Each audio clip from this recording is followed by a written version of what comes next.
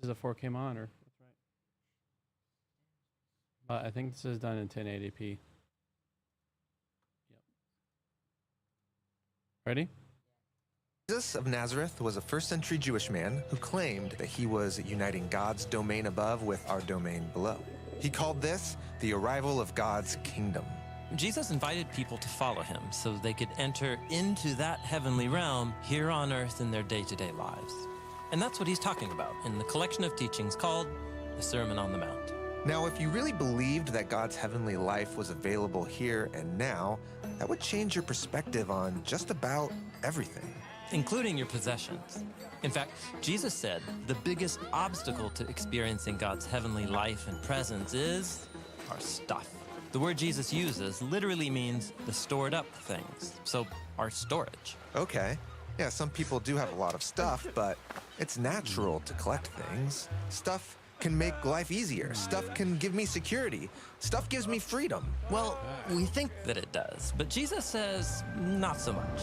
Don't store up your stuff on the land, where moths and nibblers destroy and where thieves break in and steal. Okay, but what if I just protect my stuff? All right, but now your attention is going to be on keeping your stuff safe. Jesus says the good life comes when our attention is directed elsewhere. Store up for yourselves the stuff of the sky. Sky stuff? What's this sky stuff? Well, it's a kind of stuff that is so secure that it can't ever be threatened. And it's different from our stuff here on Earth. It's the stuff that God's heavenly kingdom is made of. And the more you collect it, the more you'll experience that kingdom here on Earth. All right, how do I get that kind of stuff? Well, Jesus said that we can experience God's heavenly kingdom now, when we love God and love our neighbor. It's that rich experience of peace and fulfillment, those moments when heaven and earth unite when we follow the teachings of Jesus. Like a kind word or an act of generosity? Offering forgiveness and showing compassion? Yes, store up that kind of stuff. Because the loving relationships that we cultivate now will last into the renewed creation. And what we store up has a way of slowly shaping us in its image, for better or worse. Or, as Jesus puts it, where your stored up things are, there too will be your heart. Okay, so I should focus my hopes and desires on what really matters. Right. In fact, next, Jesus uses a vivid image to describe this focus. The lamp of the body is the eye. So then, if your eye is good, your whole body will be radiant. This phrase, good eye, is the figure of speech in the Hebrew Bible for being really generous, while a bad eye is a metaphor for being stingy, hoarding your stuff. Jesus warns that a bad eye is the quickest way to ruin yourself. But if your eye is bad, your whole body will be dark. If the light that is in you is darkness, how great is that darkness? Yikes. So maybe I should give away all my stuff. Maybe. Jesus once told a wealthy man to do just that. Ultimately, it's about our priorities. Here, Jesus tells a parable. No one is able to serve two masters, for either he will hate the one and love the other, or he will be devoted to one and despise the other. You are not able to serve God and wealth. Wealth is like a tyrant that demands our loyalty. I might think I own my stuff, but before long, my stuff will own me. And this danger is real. And so Jesus is pretty blunt. Our stuff can prevent us from experiencing the union of heaven and earth in our lives. Okay, but let's be real. I need things to survive. I need food, I need clothes. Well, Jesus has one final teaching about our stuff that brings all these ideas together. He invites us to consider how God has packed creation with abundance, each creature having just what it needs. Jesus says that if you trust God as a generous Father and prioritize loving God and loving others, you will find that your needs are met. And you'll find the rich peace of heaven and earth uniting in your own life. I say to you all, don't worry about your life, what you will eat or what you will drink, not even about your body, what you'll put on. Isn't life more than food and the body more than clothing? Look at the birds of the air, how they don't sow seed and they don't harvest and they don't gather into barns, and yet your Father in the skies feeds them. Aren't you much more valuable than they are? And who among you is able to add an hour to your life by worrying? And about clothing, Why are you all so worried? Pay attention to the lilies of the field, how they grow. They don't labor, and they don't weave cloth. But I tell you all, not even Solomon in all his glory clothed himself like one of these. Now if the grass of the field, which is there today and tomorrow is tossed into the furnace, is clothed this way by God, won't he make sure to clothe you all who have so little trust? So then don't be worried, saying, what will we eat? Or what will we drink? Or what will we wear for clothing? For the nations constantly seek for all this stuff. For your Father in the skies knows that you need all this. Rather, first, seek for the kingdom of God, and do right by God, and all these things will be added to you. So then, don't worry about tomorrow. Tomorrow can worry about itself. Each day has enough trouble of its own.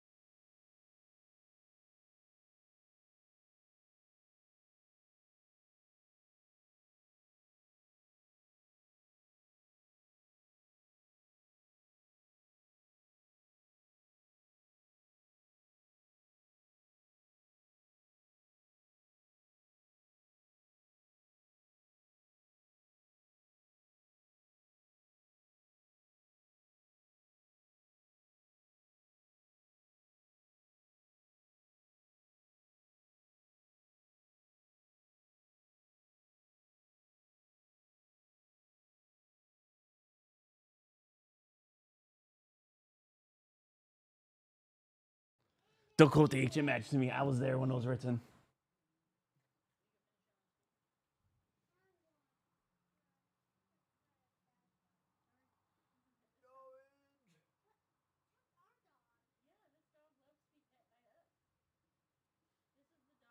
All right. Romans chapter 7, verse 1 to 6. Dying to the law. Actually, you take away the E when you're making it plural. Like in doing, not dying plural, but like actually, like make it a verb.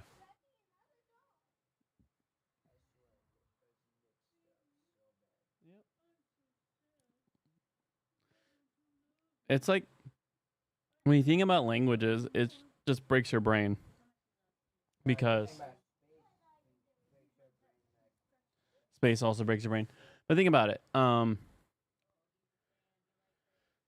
Like somehow as a group, we have decided that these symbols communicate these realities. All right, Romans chapter 7, verse 1 through 6, 9 to law. King Jesus, amazing. I love you. Declare allegiance to you. As we have a bunch of stuff around us, may it not be a snare.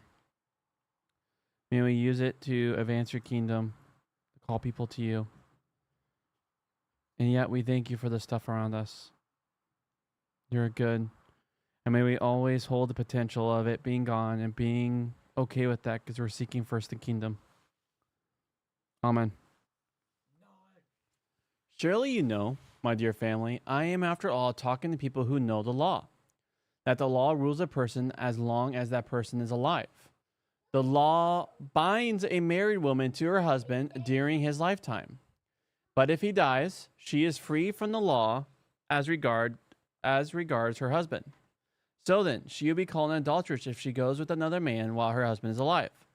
But if the husband dies, she is free from the law, so that she is not an adulteress if she goes with another man.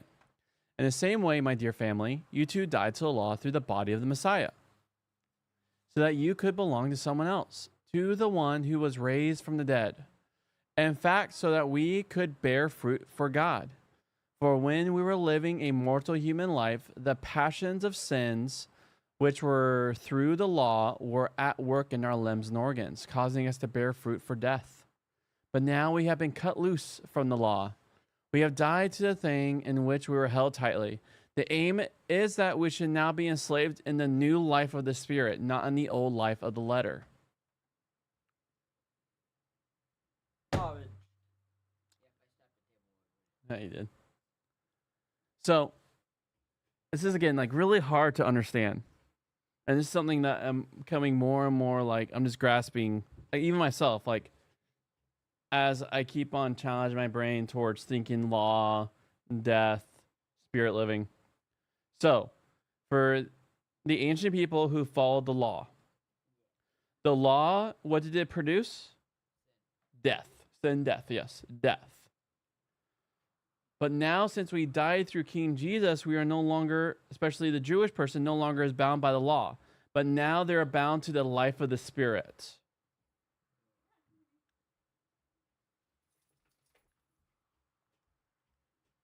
I have done my best in this book and the others like it to use illustrations which will help my readers get to the heart of the point in each passage. Some reviewers have questioned both the wisdom of this attempt and my skill in achieving it, but I persist. When we come to a passage like this, however, we have a different sort of problem. Paul himself has done what I have been trying to do, and at first sight, his illustration, like some of mine, no doubt, doesn't work as well as it should. The illustration is of a married woman, bound to her husband by the law, or the law, we could say, because the whole chapter is about the law of Moses, not some other or more general law. The point Paul seems to be making is that where a death occurs, it releases people from obligations under the law, like a married woman who, after her husband's death, is no longer bound by the law to refuse alternative partners. But in the second paragraph, verses 4 to 6, Paul applies this to Christians and says on the one hand that they died, and on the other that they are now free to be married again. What on earth can he have in mind? Why is he talking about the law anyway? You might suppose that. Having written a chapter about Christian behavior, it would be quite natural for him to move on to talk about the law as a source of ethical rules. Many churches, after all, still have the Ten Commandments written upon the wall. Perhaps we might think Paul is moving in that direction. Well, it's true that he does think the commandments are still important. He will get to that in chapter 13. Though when he does, he will do more than simply repeat them and insist on obedience. But at the moment, the point is very different. And here, the law is part of the problem, not part of the solution.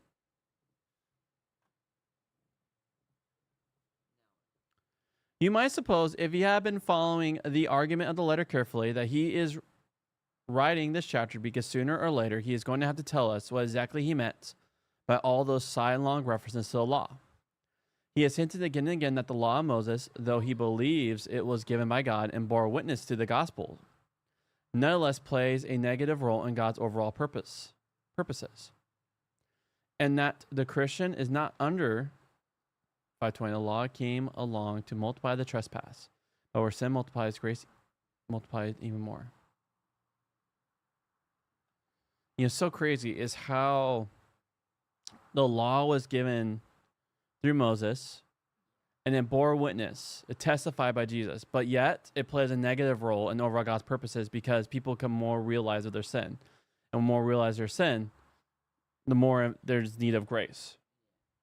And that the Christian is not under the law. Why not? According to this view, chapter 7 is written to answer these residual questions. And it's true that Paul does at last address them in a fuller way, but that's not the whole story. Some people simply read Romans 5 through 8 as a description of the Christian life. That leads them to suppose that the picture of moral wrestling in chapter 7 is a picture of what it's like trying to lead a Christian life. Halfway, as it were, between the bracing commands of chapter 6 and the final goal as set out in chapter 8. That gives the chapter a role within the overall reading of this section of the letter. But it seems to ignore the fact that the main subject of the chapter is not the Christian life, but the law itself, and that Paul says again and again that the Christian is not under the law. I think Paul's main reason for writing Romans 7 is that he wants to do two things in particular. He wants to explain what the law was given for, and how, in a strange sense, it actually did the work God set it up to do, and that it is now, in a new sense, fulfilled through the work of the Messiah and the Spirit. It comes down in chapter 8. While at the same time explaining over against any attempt by Jews or Jewish Christians to suggest otherwise, that the law itself could not give the life it promised, but instead it was bound to work on the negative side of the equation. If that sounds complicated, and of course it is, that simply goes to explain why Romans 7, which compresses it all into something like a characteristic Jewish poem of complaint, has proven difficult to understand. So understand, this is actually a common discussion I have with fellow clingers of Jesus. This is very easy to misunderstand. All right, you ready?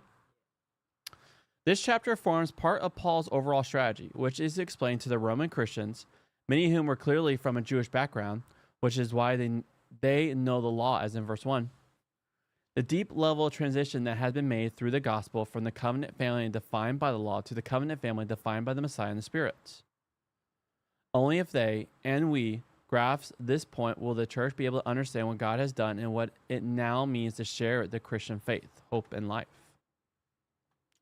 The clue to the present passage, which introduces the long discussion of the law, lies in the combination chapter 5:20 to 6:6. Paul is still thinking in terms of the two types of humanity, Adam and Messiah, and he understands the Christian as someone whose old man has been crucified with the Messiah.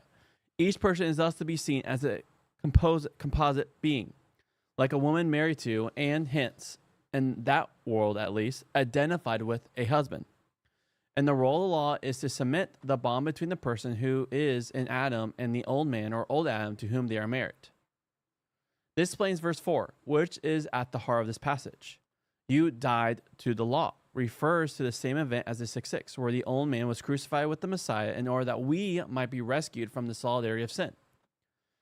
Paul is making the striking and controversial claim that the law, when given to Israel, formed a bond between Israel and not God, as one might have supposed, but rather Adam. This explains his otherwise baffling statement in verse 5, and frequently in the rest of the chapter, that the passions of sins were through the law. He means presumably were aroused through the law, but I have left the translation reflecting his somewhat abbreviated Greek. The law then appears to be part of what is wrong, given to Israel by God. It reminds Israel constantly that it too is in Adam. It does not lift Israel out of the mess. It simply informs Israel that it too is in the mess. What that looks like in practice will form the main body of the chapter. But Paul also gives in verse 6 an advanced sign of the answer.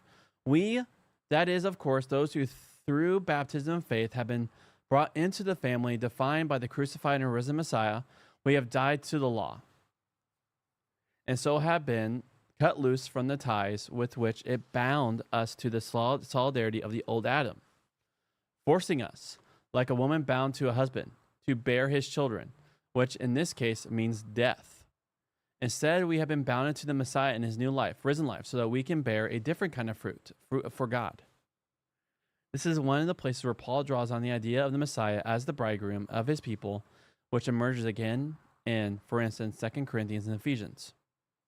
He hints to you at the contrast he mentioned earlier at the end of chapter 2, living in the old Adamic solidarity, and within that in Israel under law, means living the old life under the letter of the law.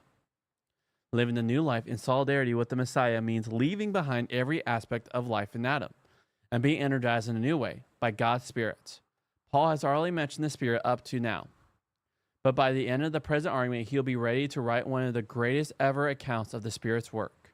Perhaps the deepest reason for his writing Romans 7 is that, since God does through the Spirit what the law could not do, it is vital that we see exactly what the law was trying to do and why it was bound to fail.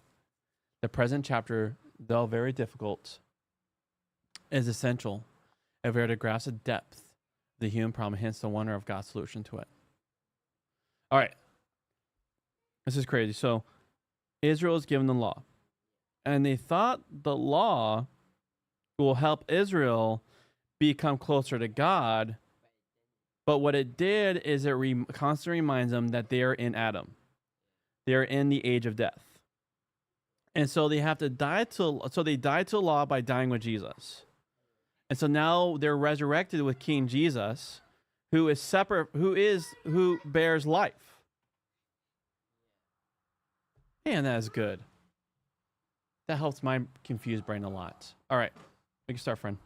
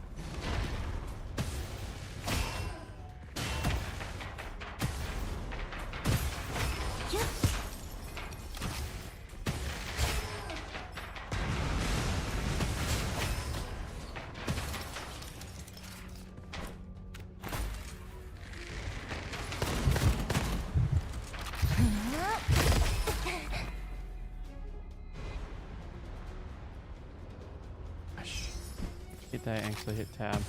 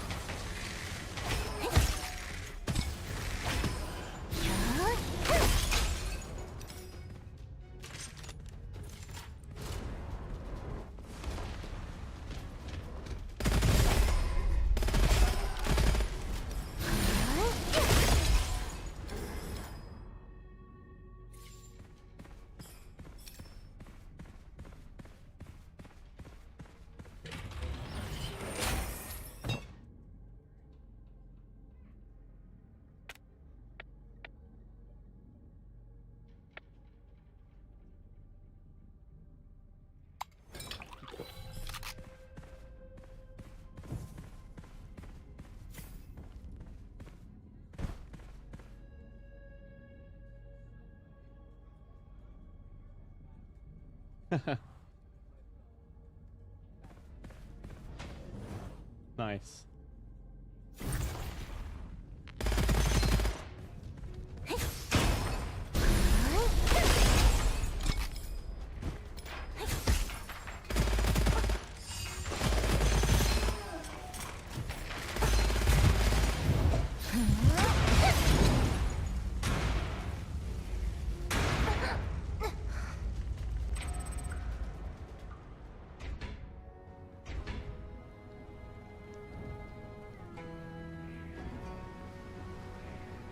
And I'm not.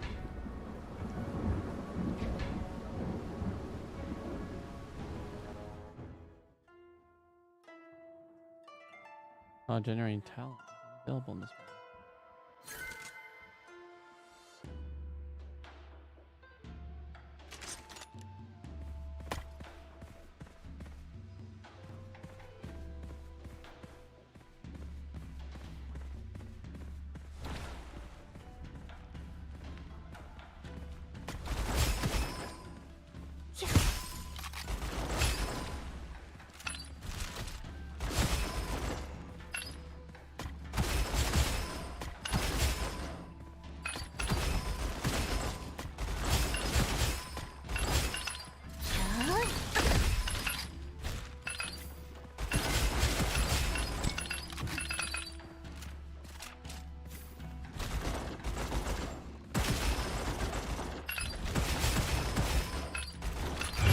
Oh,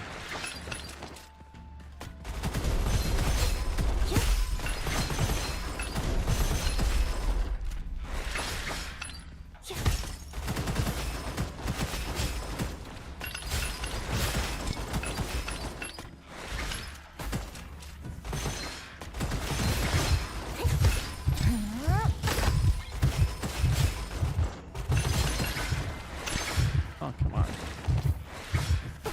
Gosh darn it.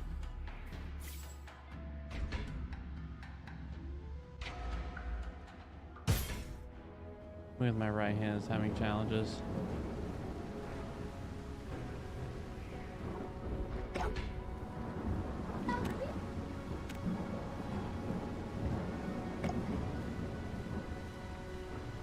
I'll save 9 for my friend.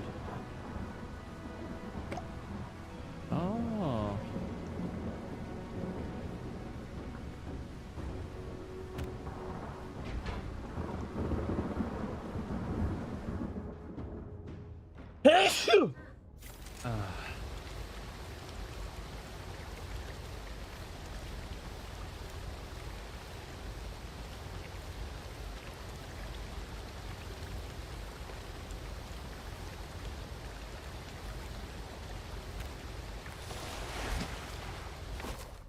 You know, I'm gonna wait for this.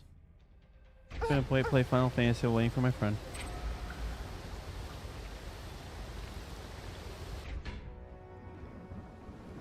I think we need to take a step back to go forward.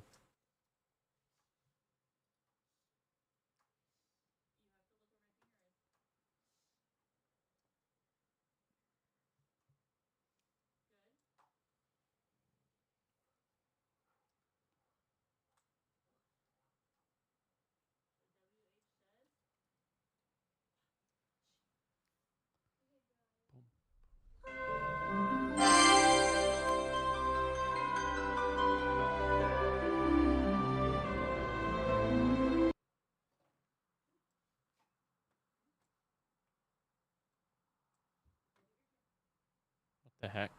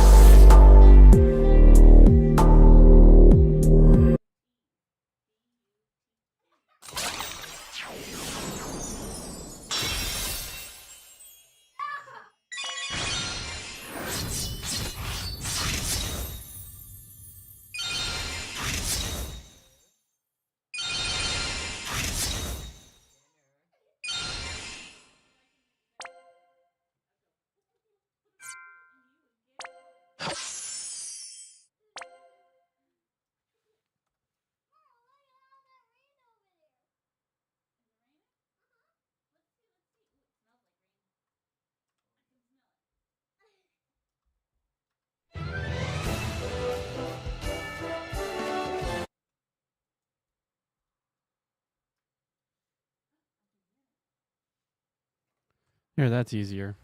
Minimize it. I don't know why I feel like I had to have it on full screen.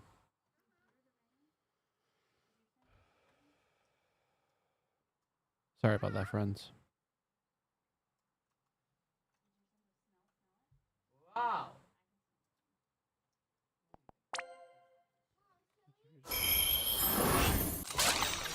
Jump into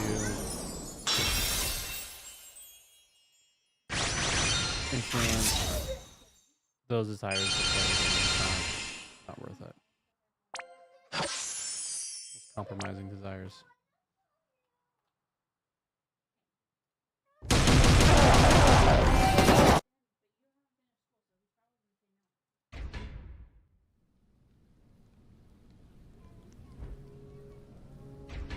Huh?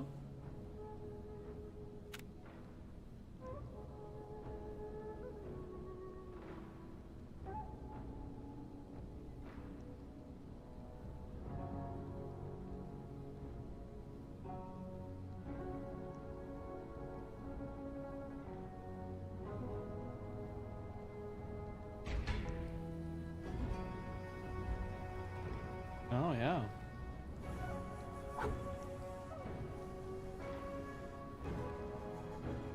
I mean, he's certainly not going to stop you, but sweet Q.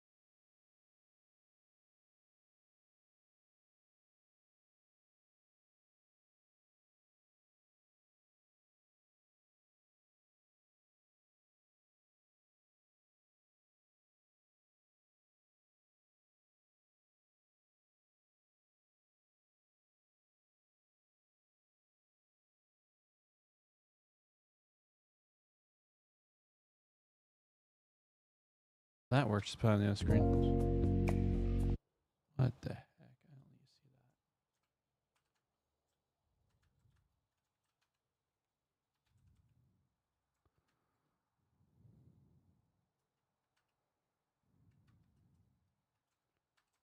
that. Yeah. Let me change it.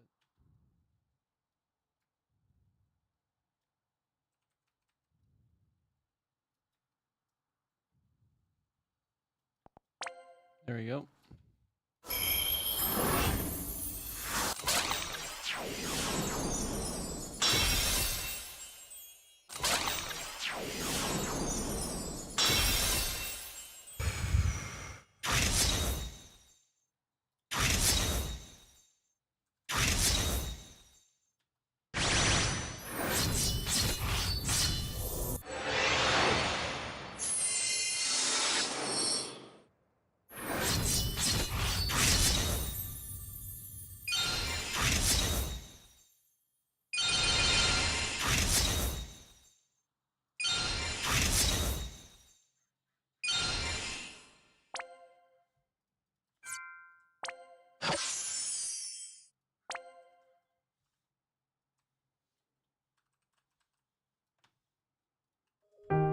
Test blood sugar.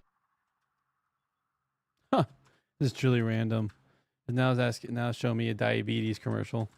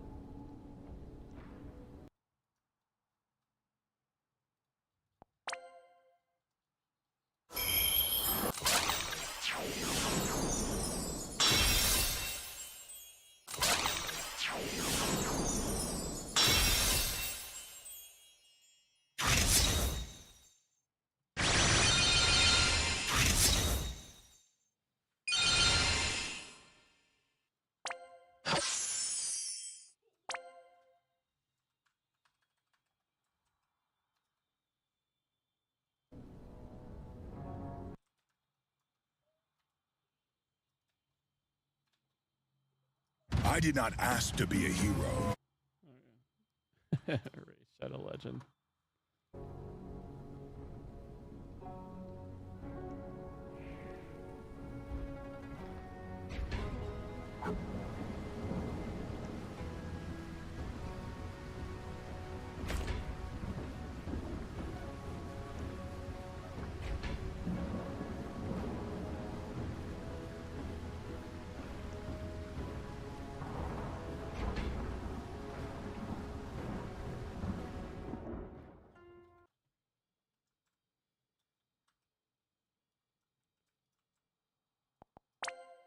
Raid Shadow Legend. Raid Shadow Legends.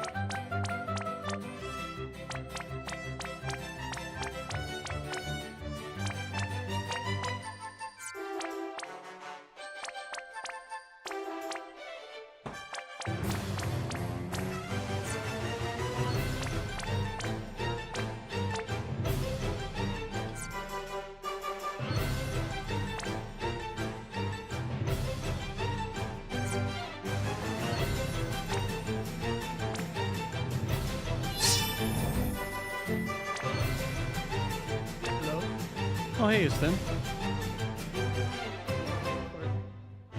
Everything okay? Yeah. Got some food. Oh, nice. All right. Are you ready? You still eating? I finished eating, yeah. Nice. All right.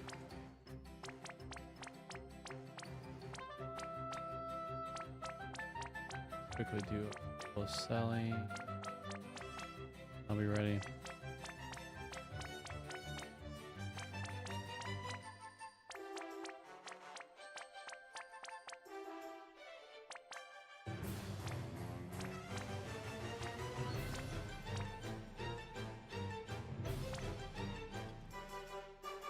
And I'll just mute this game.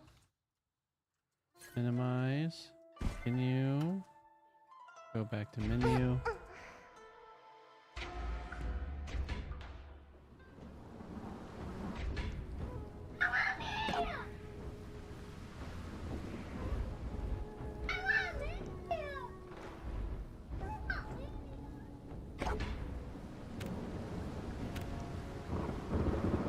Alright, you have been formally invited.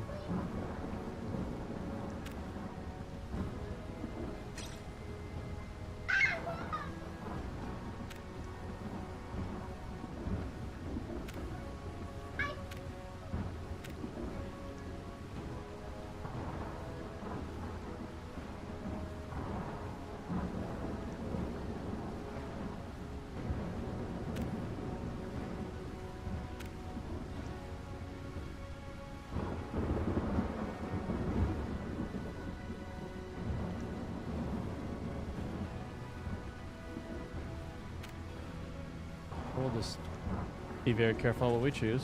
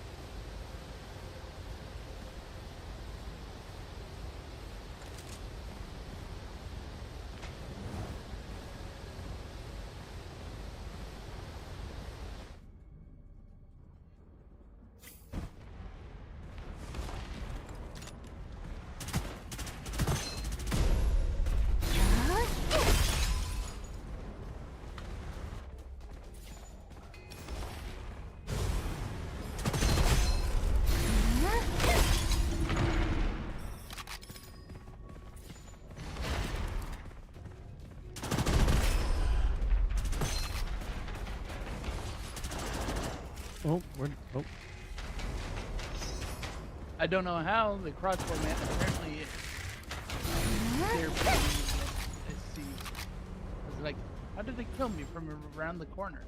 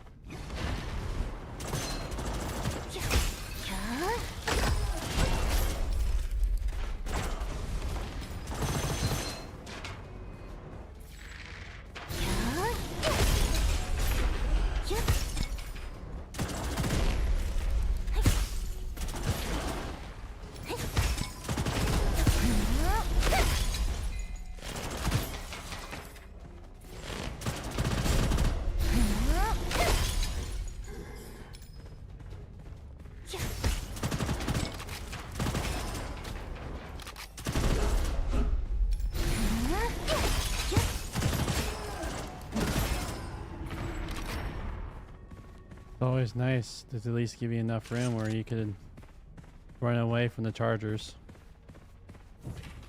Yeah, being able to actually dodge helps it quite a bit. There's a vault to our right. Huh. When bullets hit weak spot, splash ice crystals to the nearest enemy within 50 meters. Auto aim at the weak spot and deal 50% damage. That's interesting. First I've seen that.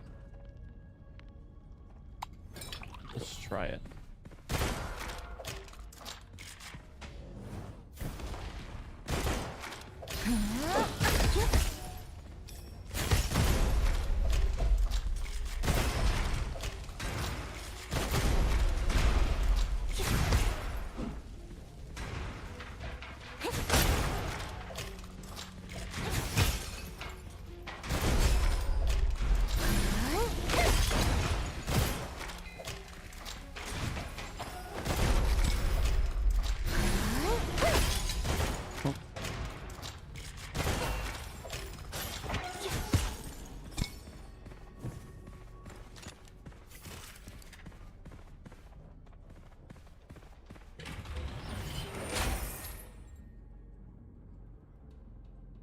Do you do a lot of elemental damage?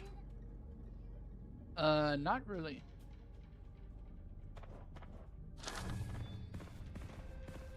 Or at least not focused on it. Okay.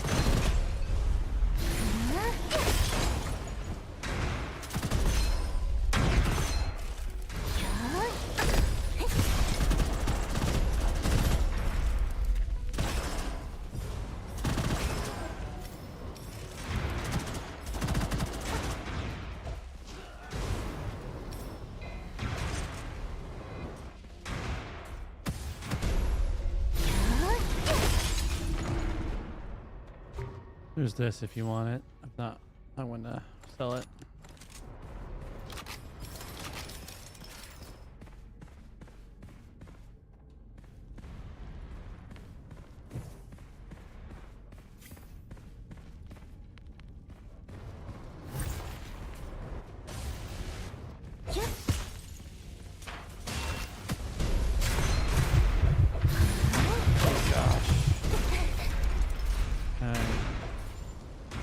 Oh. Let's run. Indeed.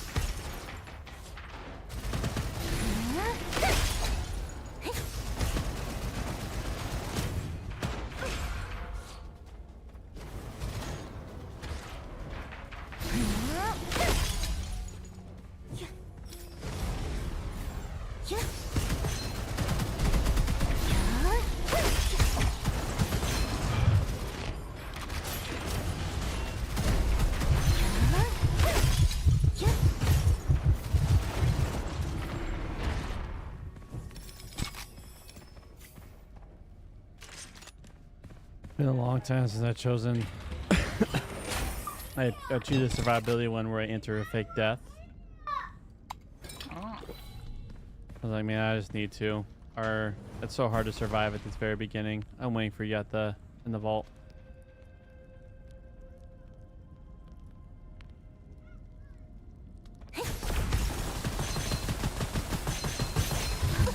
Oh my gosh. I'll take a res.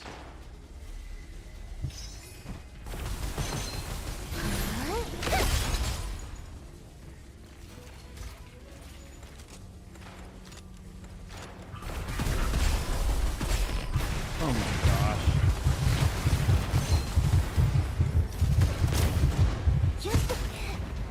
I still didn't Yeah, fire. there's a lot of fire everywhere.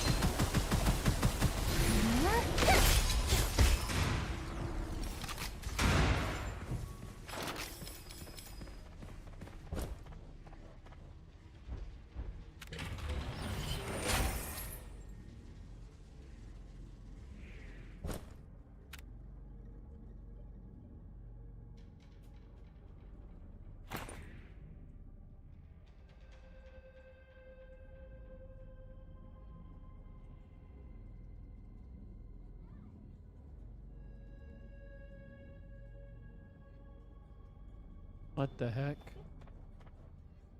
What the heck? The heck is this?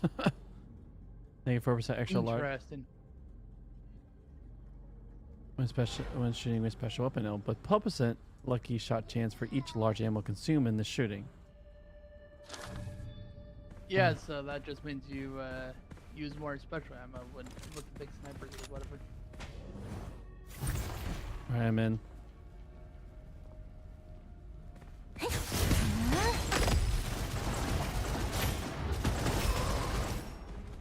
Why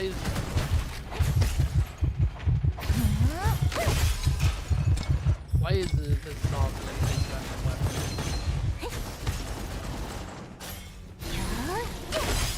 Sounds like such a bad idea.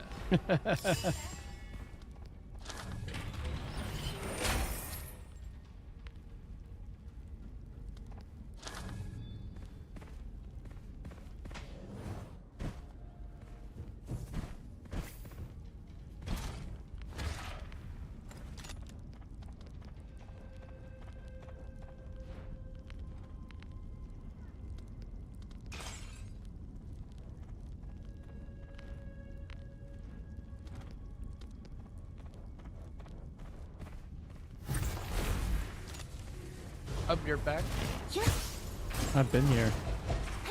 but you seem AFK there for a bit. I was waiting by the door for you.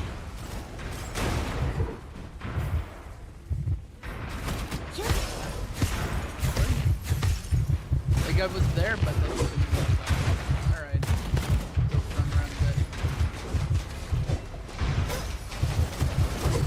Well, I'm crawling. Do safe space.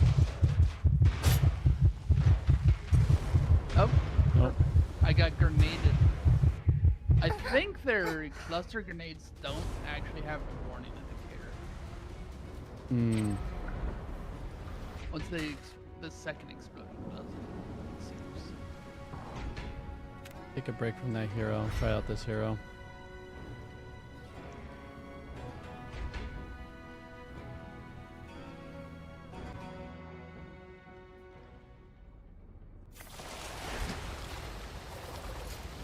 Need to just get one more quick reading.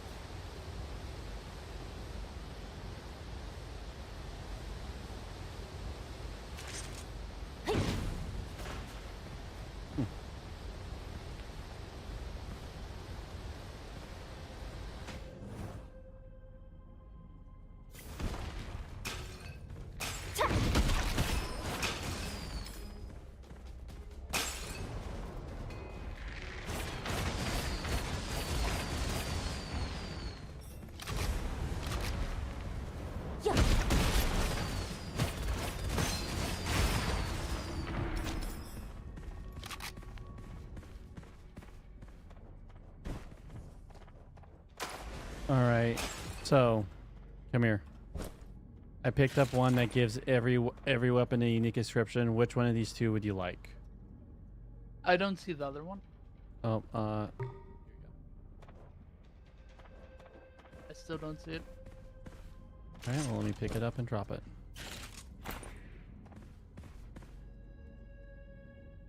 Neither of them. Really? Okay.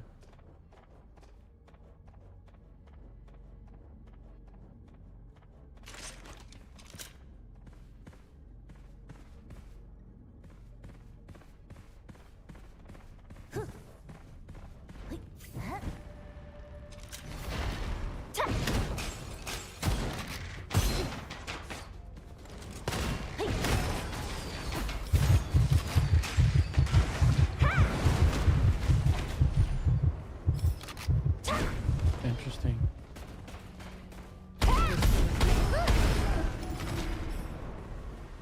Hello? Hello? What's... I'm in here. What's up? Now I'm alive. That was weird. Team decided to shut off for a moment.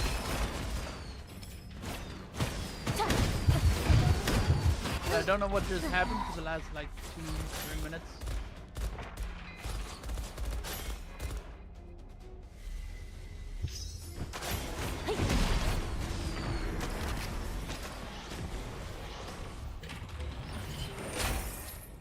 I'm guessing bad things happened. The fact that you were down by the time I came back. Hmm.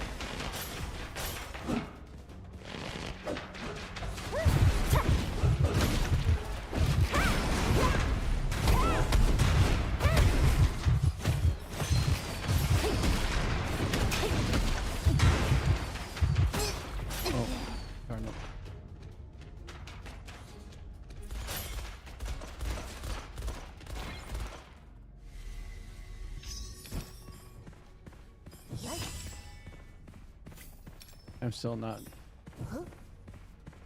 Also, when you use the 3-round burst rifle, do you make sure it's in semi-auto?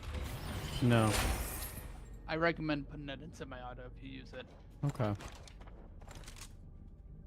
I mean, here, I'll drop it so that way you can see why I say that. Can you use that? I don't think that works with my guy. The rifle? Oh. Oh, that one. It doesn't matter. Like for me, all my weapons have special inscriptions, so we could sell it. I mean, special inscriptions doesn't mean it's immediately better. Rate of fire. Of course, but that is just a basic cavalry gun. With rate of fire increases. Oh. But what I meant it was like I was gonna let you see the difference between semi-auto and. Oh, I see.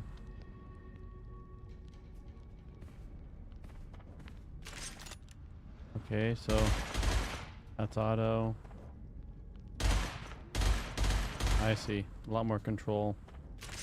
A lot faster too. That's why I was like, almost always putting it in semi-auto if you can, because it's like you're gonna be tapping it anyways. It's a burst fire gun. Yeah.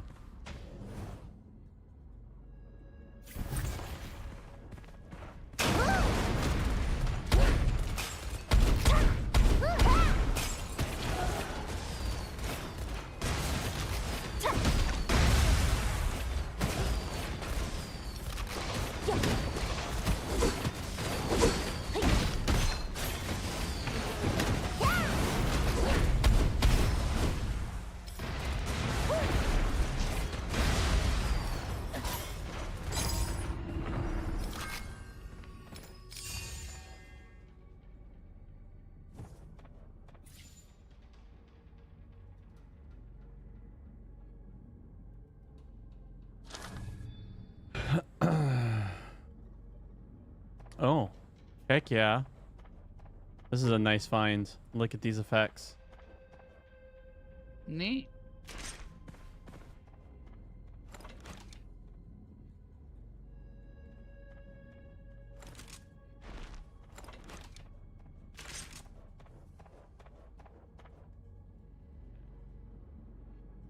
Unless you want that, I'm going to recycle it. Go ahead and recycle it.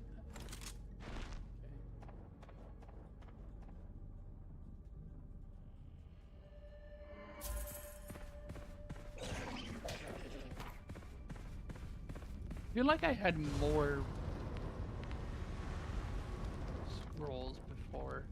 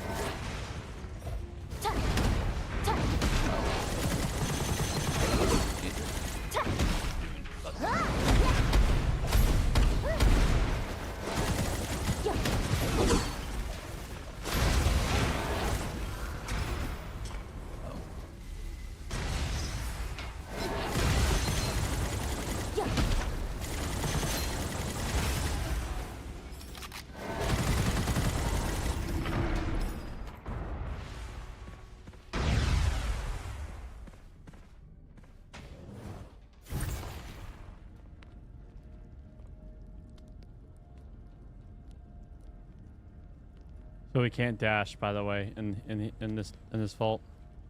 Are you okay? You wanna?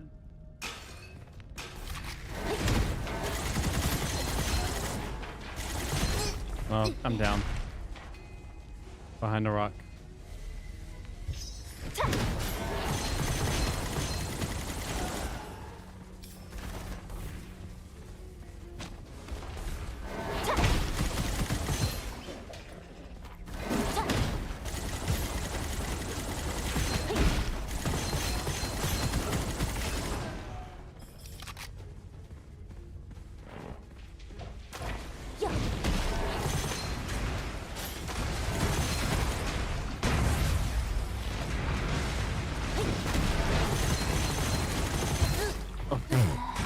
I ate that. Are you down also? Yep. All right.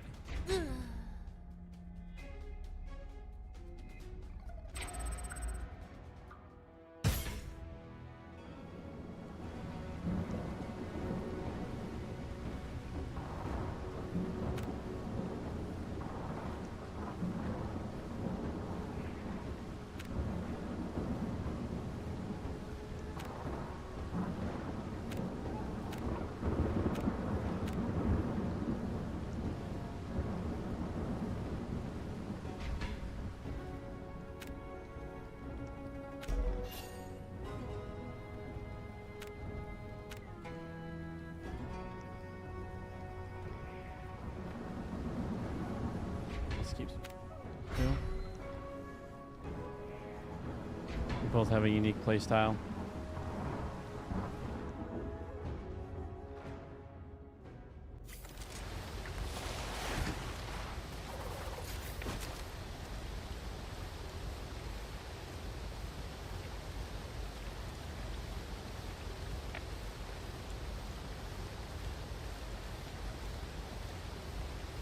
Alright. My person that already does big skill damage. I want to make sure I have the highest crit X on the weapon.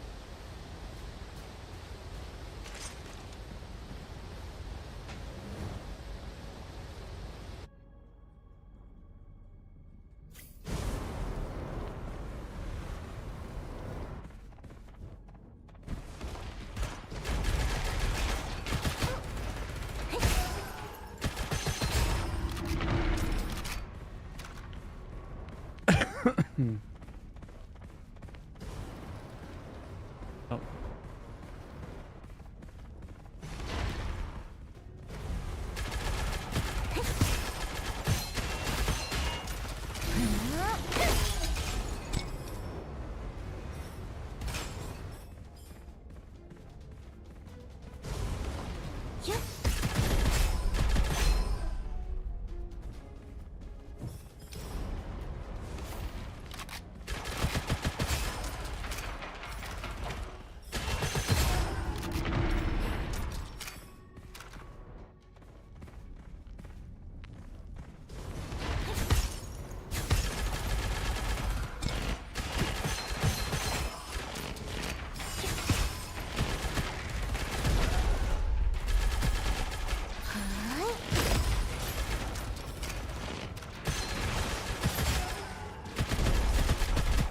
Oh, he has four.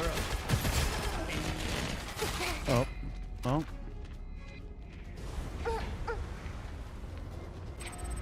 That.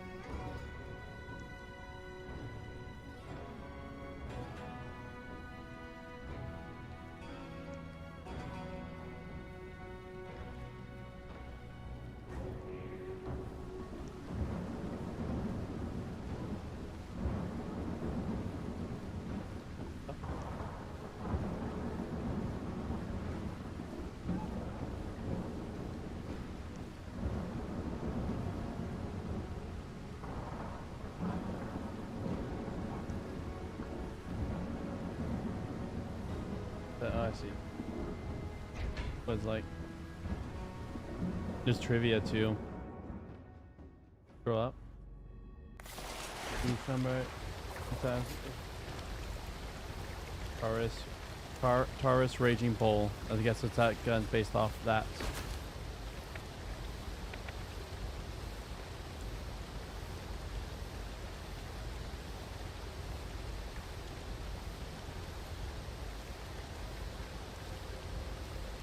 Right now, I just can't. Don't have the.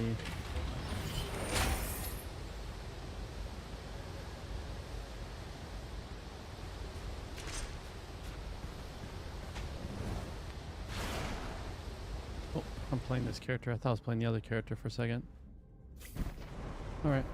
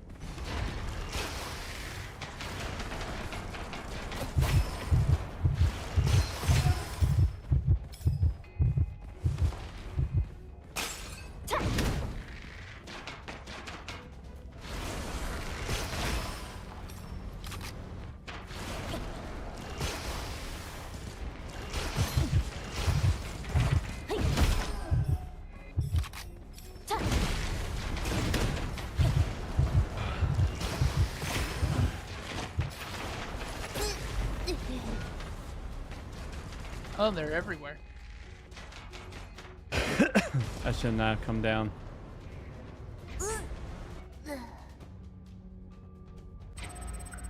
I also picked my weapon thinking I was the other person. Uh, All right.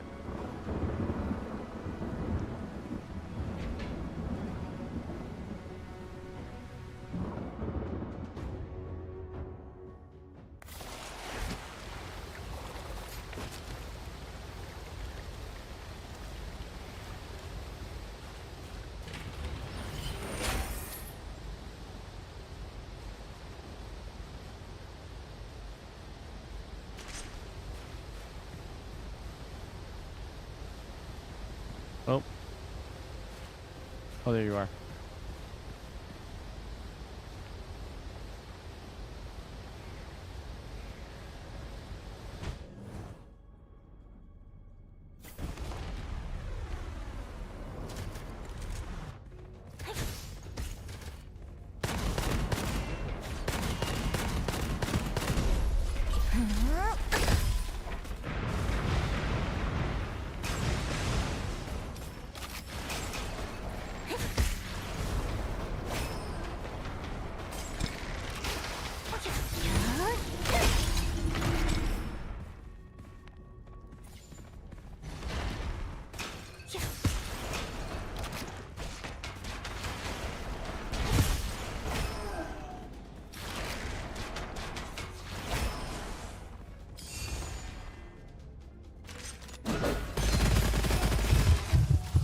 I was not expecting that. My shield to regen.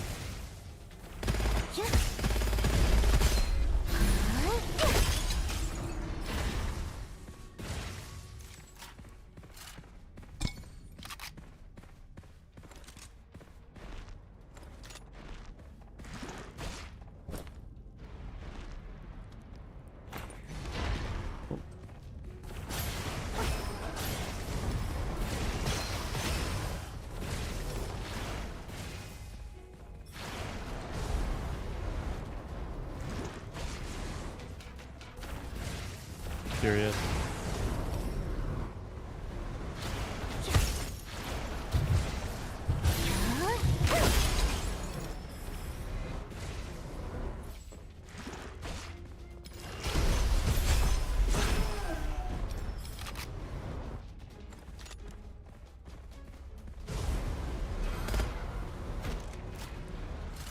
Okay, so I got. All right, first I'm gonna check this chest. Oh, you went to the vault. Please don't start anything. Let me just get the chest reward and then I'll hop in just to give us a little bit more of an edge. the thing auto-fired. I turned around and just threw the card out. Oh gosh, oh gosh. Oh, I see. I'm in. Get up, get up, get up. Oh, I need help up. You. Oh gosh.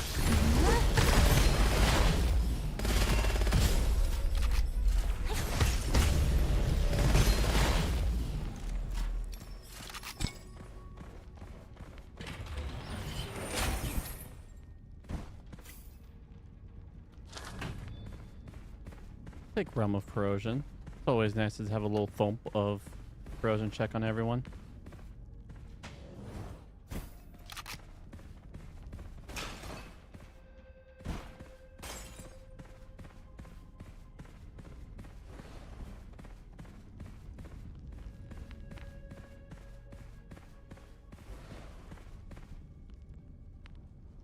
All right. While you go check out your chest, I'm gonna go use the restroom really fast.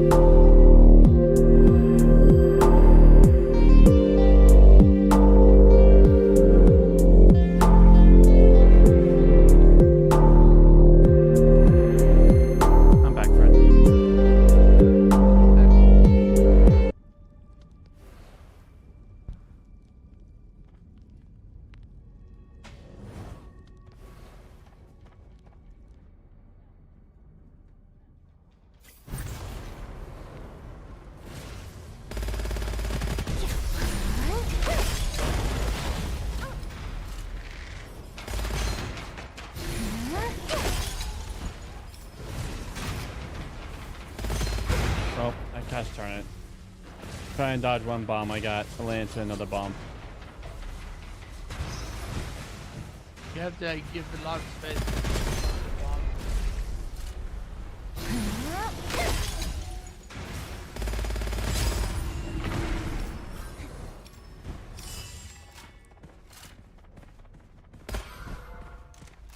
Oh, my favorite. Kind of where you just have to dodge.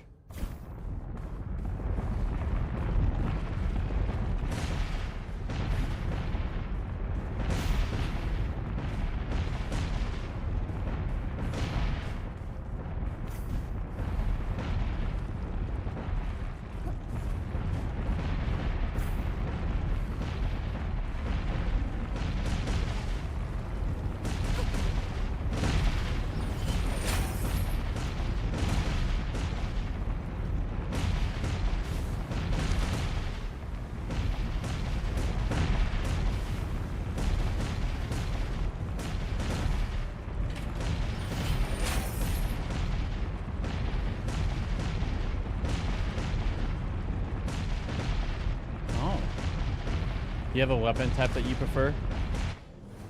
Do your character have a preferred weapon type? Doesn't seem like it. Well, I got a scroll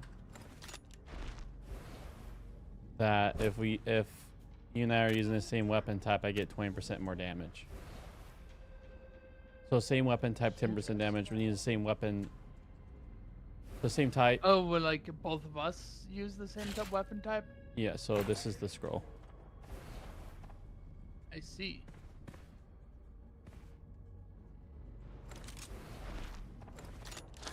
So if we right now, is your gun is a submachine gun or pistol?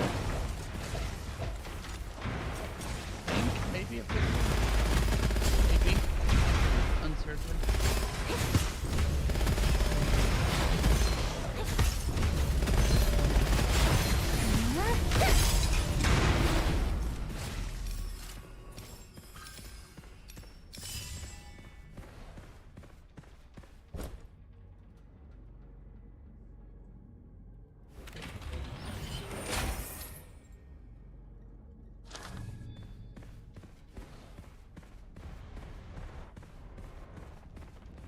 Let me check.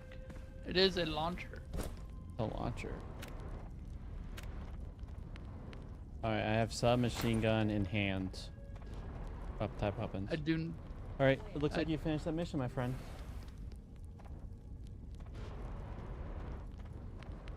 Whenever you're ready, let's go through step.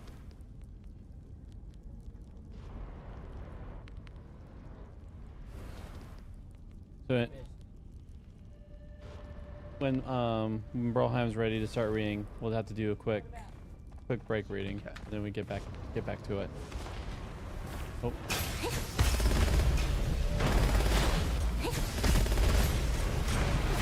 Oh gosh. Yeah, this is a launcher, so I don't think you're gonna.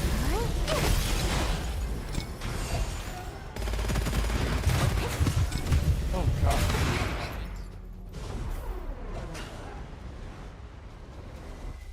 Like I kept moving, and there was even more bombs.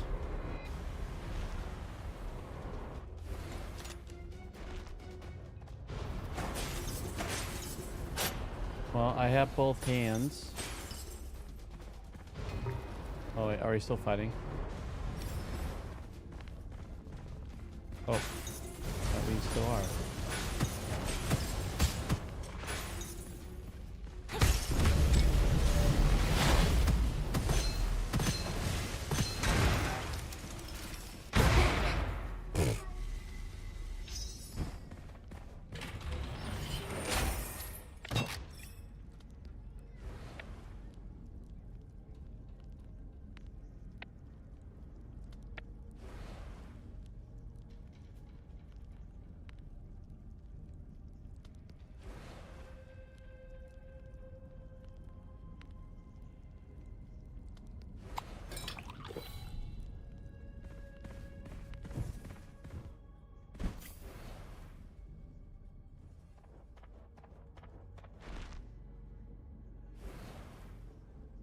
So are you wanting me to grab that submachine gun? I'm just telling you it's there. Do you want it? I mean, sure, you can have the spear then. That's pistol type. Here we go. Large ammo. All right, I'm going to recycle this jet octopus unless you want it. So now we have both pistol types, so that'll be 10% damage. I have a pistol. I don't have another pistol type. This is not a pistol. This is a launcher. Oh, it's a launcher. My bad. Yeah, I don't have a launcher. Unless you pick up a mortar thing. Yep, I'll have to.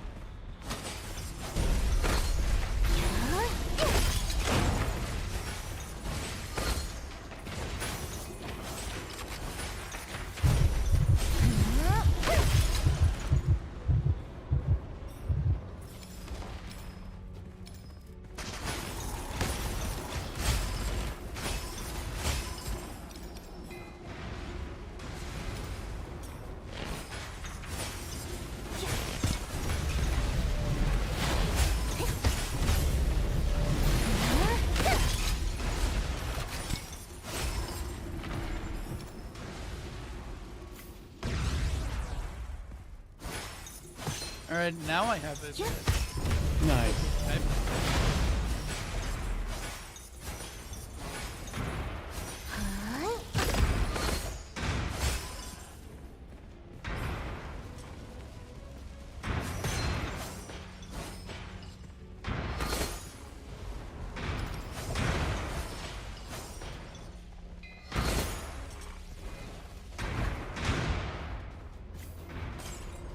Alright, is there anything else? Alright. So that's a shotgun. Shotgun has pretty good numbers. Oh, you're down. Coming, buddy, old pal.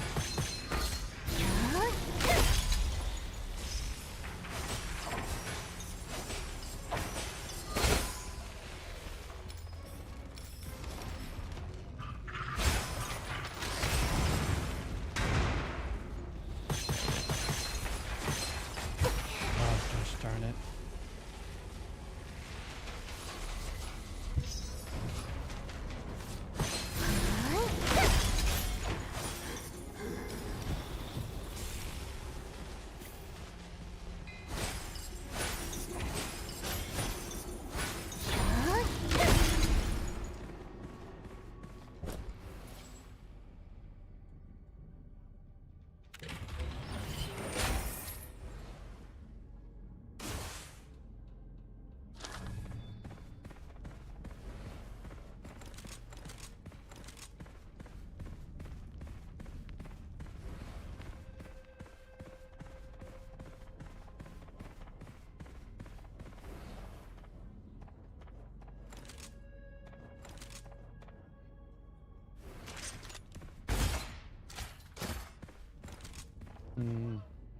Do you want the oh.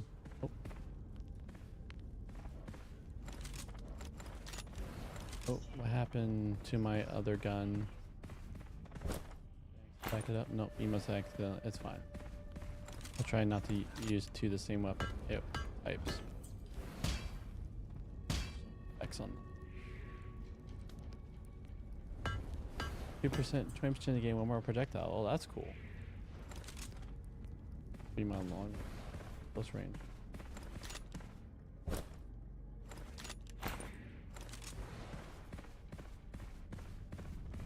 To the vaults.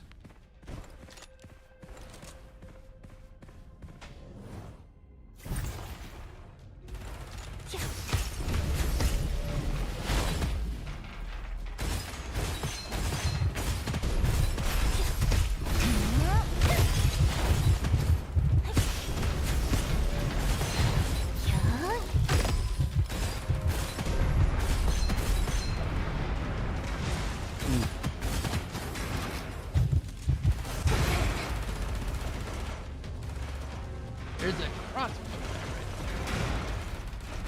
right?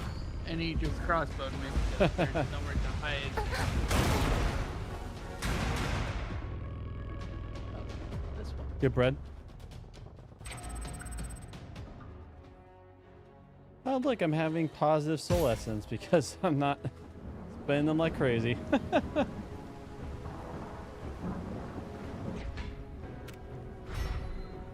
you said you had to take a break. Not yet. He'll communicate when he's ready to start reading. You ready to start reading? He's not ready to start reading, so.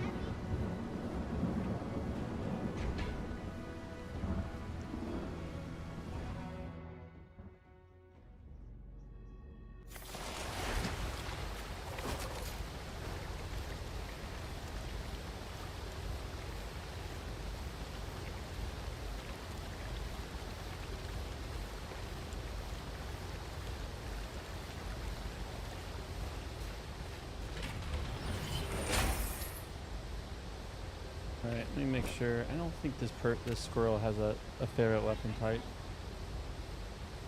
Damage. Ah.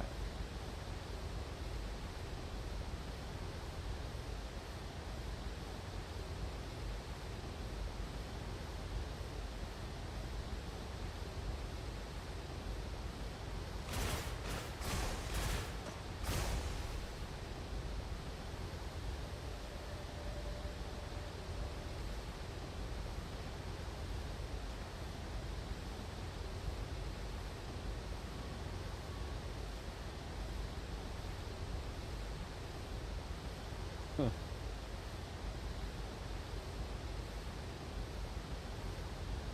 Hmm.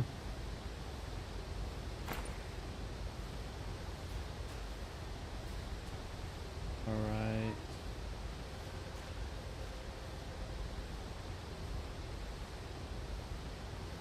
Here, I'll do the star ring.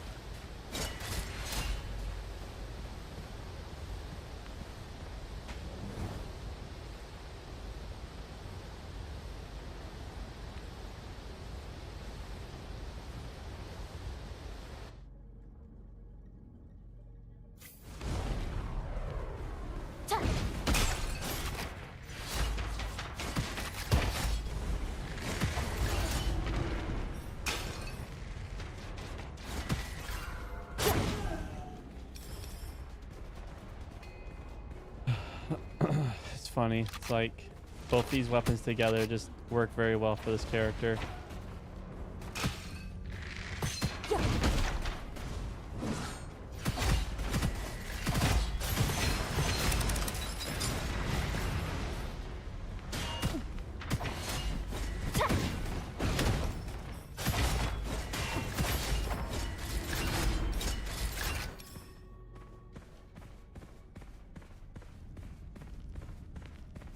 There's a vault here, unless you see something up. Yeah, it's in the vault. Sweet.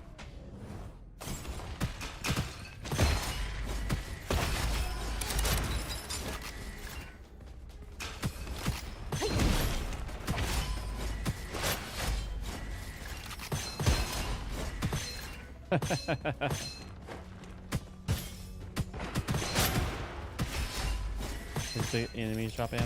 There's like items. So much fun that I could actually hit them outside on the other edge with this star ring.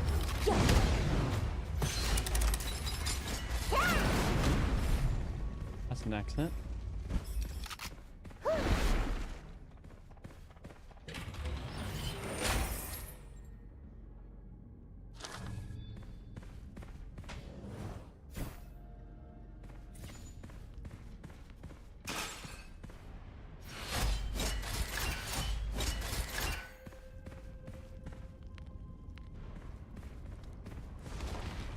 Oh.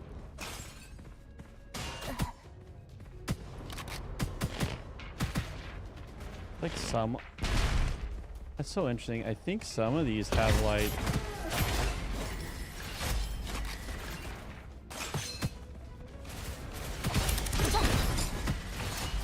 Some of these must have like some sort of like thorns ability. 'Cause I was on the other side of the wall and I still got hit by their. Yeah, I still got hurt.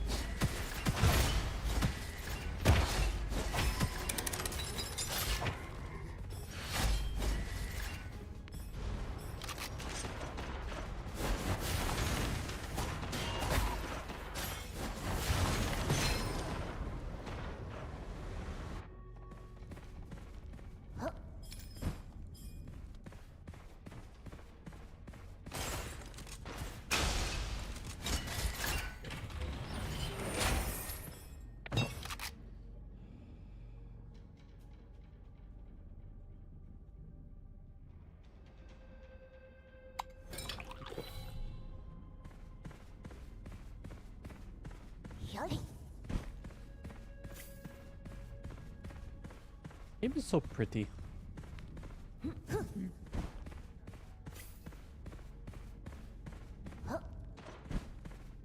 I'm gonna say.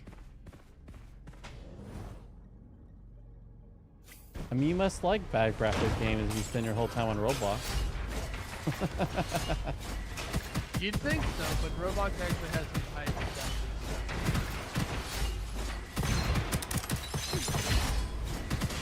Not that. Let's see if I can get them. Come on. Okay.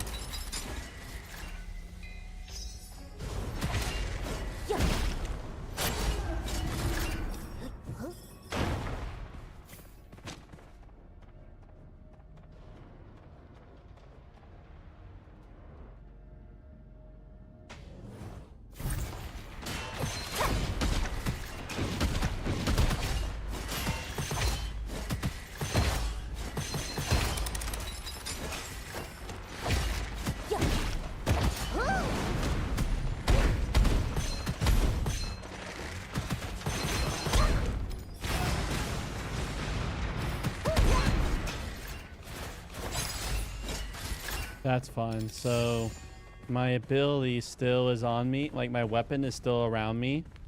Even when I'm in my my ultimate mode.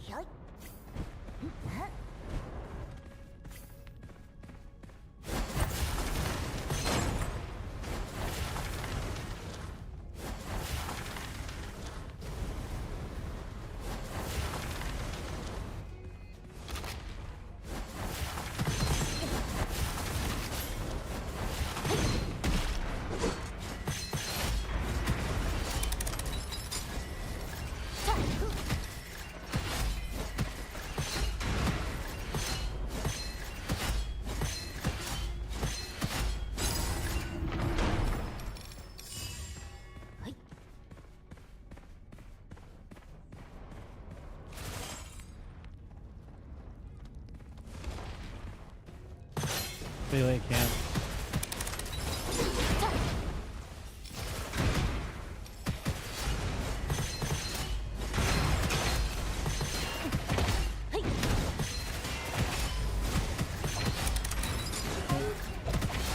A second.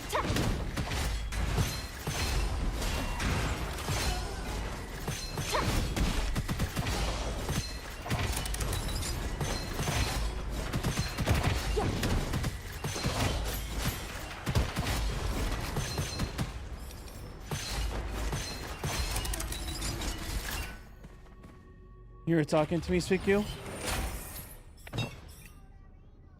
I know, that is lots of rain. It's delightful.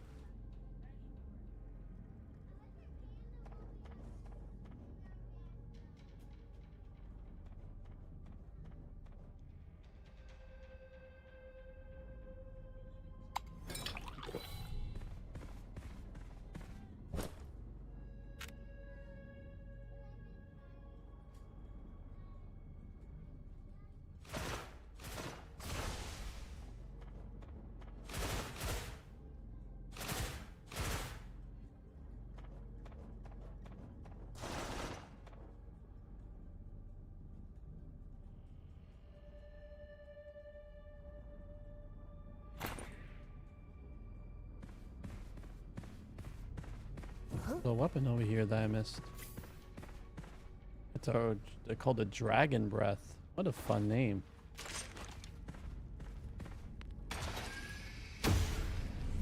Oh. See. Take a look. I see.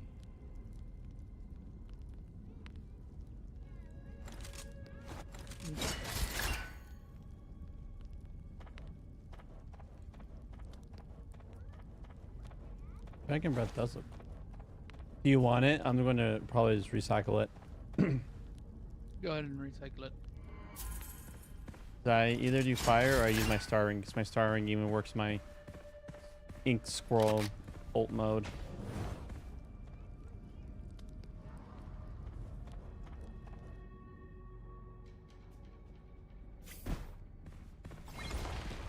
Okay.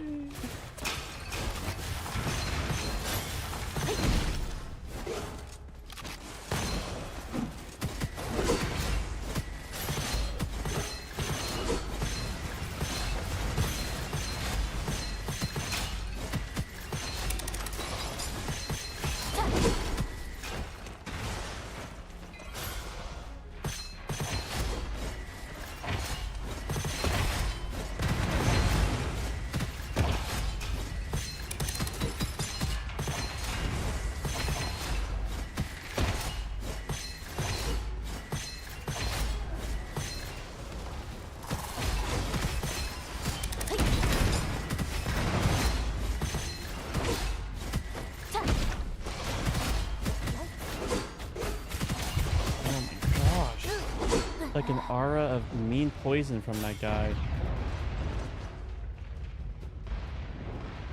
I'm okay behind this rock. The question is, can I get over there? Yep, okay, he's on you. Be ready to run.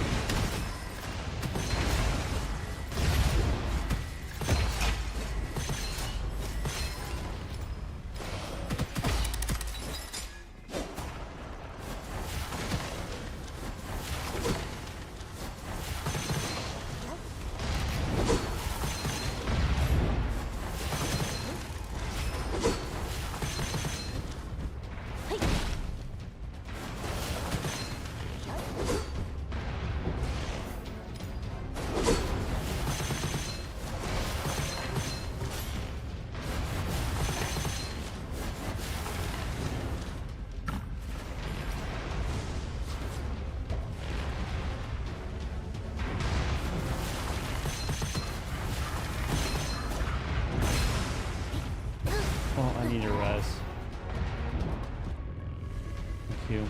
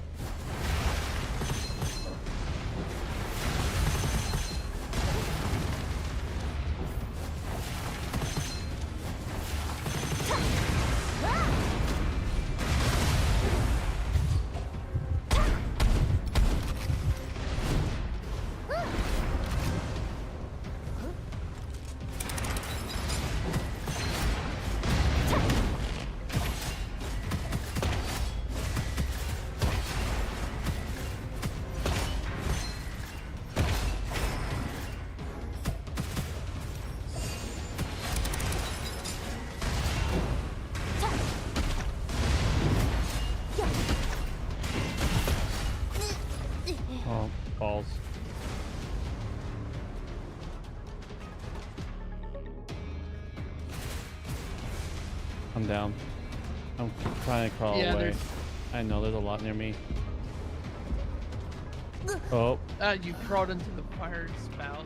yes, I did it silly.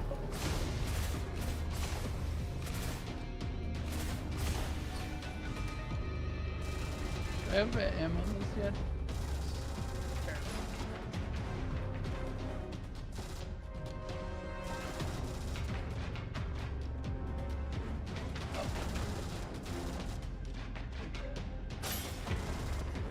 Trash.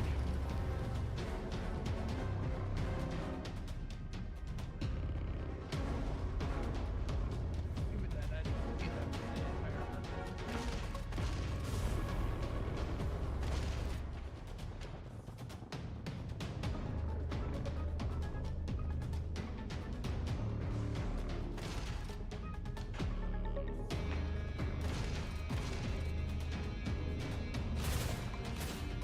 It must be the shield. The shield must have some sort of reflex.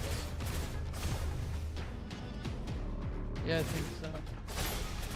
That's probably why I was able to get hurt on the other side of the wall one time with no traps around.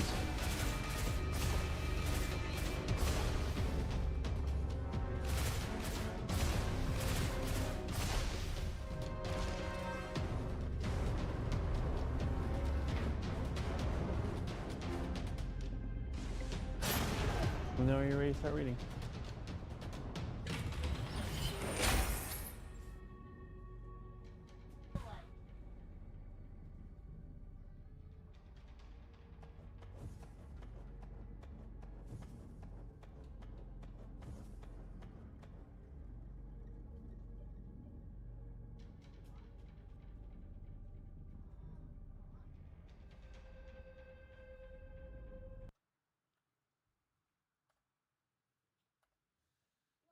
Are you fine if I take a moment? Yeah, go ahead. How is this game like broke and it won't let me minimize it? Not gunfire, but BlueStacks. So I was just going to do that while I wait for Broheim to be ready.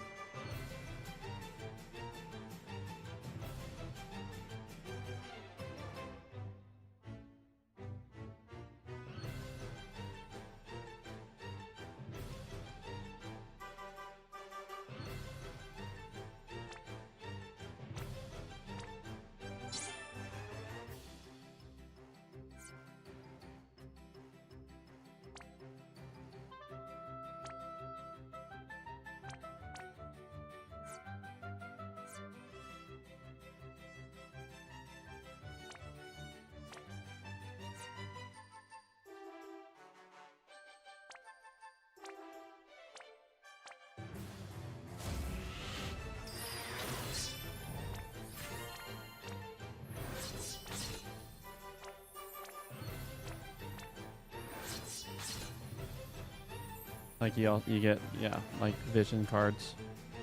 There's rewards for awakening characters. Okay. Everyone who's awakeable is awakeable.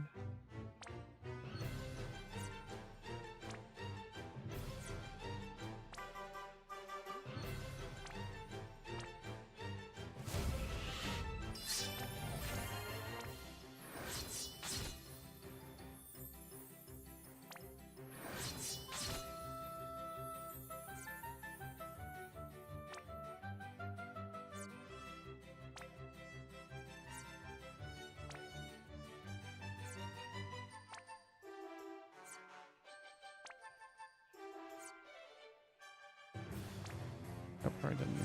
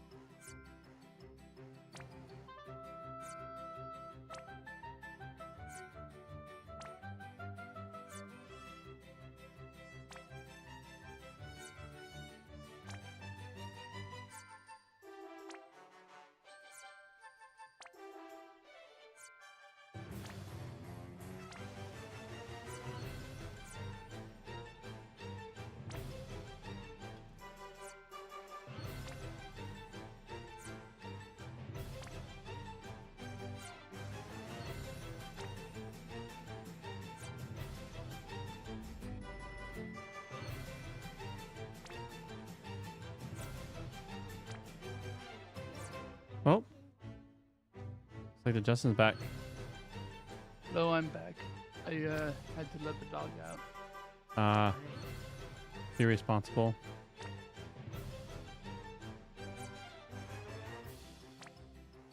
But nothing I can do, so that's why I'm on here. Oh.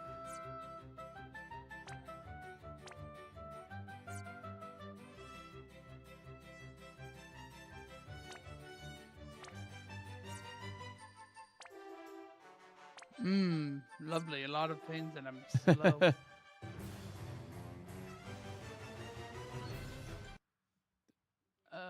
Right. One of those games that I wish when we're hyper into this, and yeah, but it's cool. I'm enjoying the difficulty, and I mean, on that note, Risk Brain did added a very positive. I don't know. So it can be done. The technology exists. Man, this game just has no chill in the menu. You bouncing? No chill. For now, yeah. Okay.